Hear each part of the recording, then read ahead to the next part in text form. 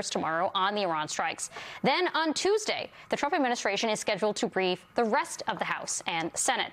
That comes as Congressman Ro Khanna and Thomas Massie are making a bipartisan push for a vote on their war powers bill this week. But most Republicans, including our next guest, have welcomed Trump's strikes on Iran with or without that vote. Congresswoman Anna Paulina Luna of Florida joins us now. She is an Air Force veteran and serves on the Oversight and Foreign Affairs Committees. Congresswoman, thank you so much for joining us this evening. I just want to start by saying I think we all agree, pretty much everyone around the world, except for maybe a few, agree that it is a good thing that Ayatollah Khamenei is no longer in power. The real question is, why should the American people have confidence that what comes next will not be another forever war and will ultimately result in a better leadership, a better regime for both the Iranian people who deserve as much and better for U.S. security?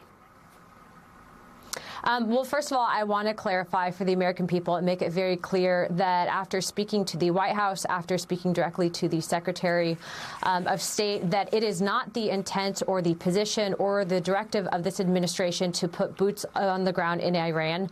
The result of the strikes were due to intelligence that was picked up on two fronts. One, in the southern belt of Iran, there was actually direct threat aimed at our strategic locations over there for our service members, as well as the negotiations not being done in good faith in regards to Steve Witkoff and Jared Kushner regarding ending the nuclear enrichment program, which the president and Congress have both been in alliance with, ensuring that Iran cannot have nuclear weapons. And so the U.S. government had actually offered permanent nuclear fuel so that they could have clean energy. That was denied by the regime. And these strikes that you're seeing now currently take place are actually a result of a kill switch, if you will, plan that was put in place by the former leadership in Iran to basically ensure that there would be the most civilian damage if their leadership was taken out. That was called the Nazir Plan. And so what you're seeing right now, and as the president has stated earlier today, it will be up to the Iranian people to decide to build up their own infrastructure. But you did see recently, this past afternoon, that Iranian leadership currently has reached out to the White House, and we are waiting on an update from the White House to see what the contents of that call will be. Congresswoman, can I ask you, what is the legal basis that you understand this president has to launch this war? Well, his Article 2 authorities actually give him the powers to protect our troops, our citizens, if imminent threat is basically we are facing it as a country. Right. What I will also state, though, is that the Iranian regime did make an assassination attempt on the president. The CIA director actually came out, I think it was either today or yesterday, and actually talked about that.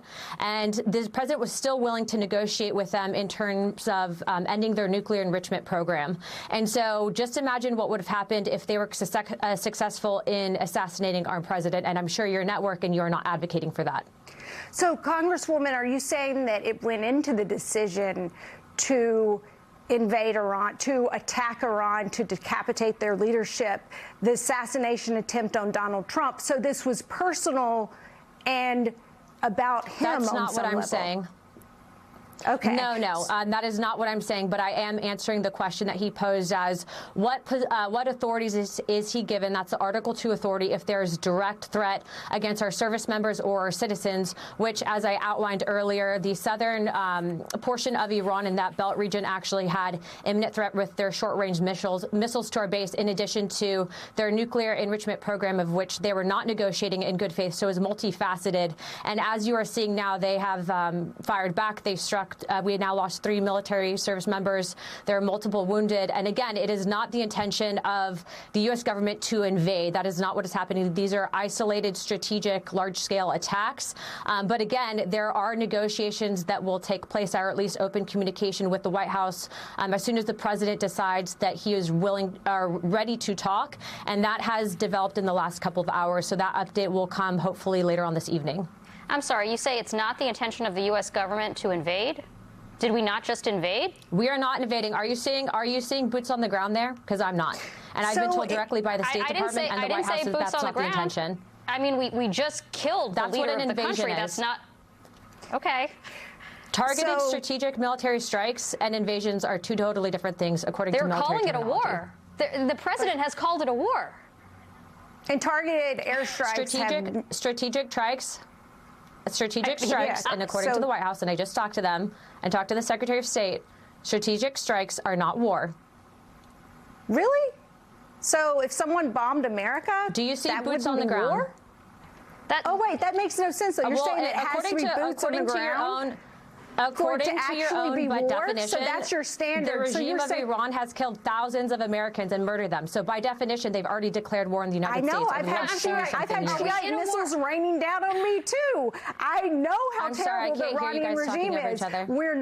We are not debating that they are a truly terrible regime. What we're talking about is the standard for the commander-in-chief to commit our sons and daughters in the military to war, and going to war when it is in the national interest, and making that case to America and going to Congress and getting approval for war. So you are saying this is a limited mission that is only bomb strikes, so there is no congressional authorization necessary. How is this different from when Joe Biden bombed the Houthi rebels in Yemen without congressional authorization, and you oppose that?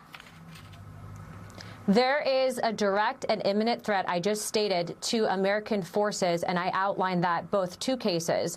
In addition to the nuclear enrichment, which is, by the way, bipartisanly supported, the U.S. Congress is against Iran having that program. I will firmly back the president. Secondly, what the president has been very specific about is that we will not put boots on the ground there, period. Case closed. We will not vote on having war with Iran because, as of right now, according to the plan, which I won't say too much on television, but according to the three objectives that this administration outlined, everything is going according to plan. And so if you are asking me whether or not I support what the president has done, I do. You just stated that the act of war would be if Americans were being killed. You said, what if a bomb went off in the United States, right? For over 40 years, the Iranian government and regime has been responsible for the deaths of thousands upon thousands of Americans, not to mention state-sponsored terrorism. And so did the president do the right thing? Has he been consistent in this? Absolutely. Can you just tell me really quickly, where have they killed thousands of Americans in America?